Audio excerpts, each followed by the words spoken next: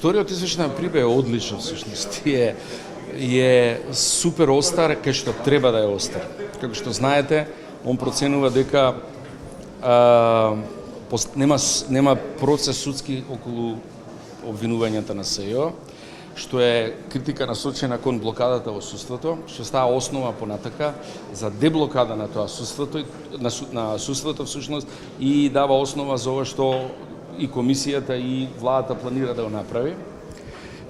Тоа е едно. Второ, мислам дека идејата и коментарот дека судиите треба да бидат крично гонети е одличен. Исто така, тоа околу ние збориме, они се бранат, ја мислам дека после ова некои судии фактички ќе бидат крично гонети и ќе бидат судени, што исто така одличен поттик.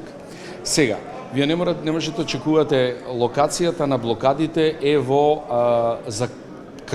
закрчените институции кои најчесто на правосудството, кои не може да се открчат, а не направите политички удар на нив фактички. Политички удар значи нов закон, да ги смените, па потоа да почнете, тој тромб во крвотокот на правосудството, тоа 10-15, он го лоцира мала група суди, тоа е тоа што секогаш сме го збореле, мора да ги отпушат тие дизни, како викаме на едноставен начин, за да може правдата да биде доделена.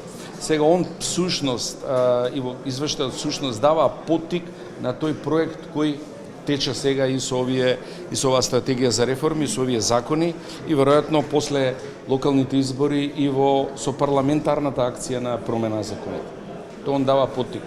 И тоа е добар, мислам одличен извештај, дури е онака баш по мој вкус остар.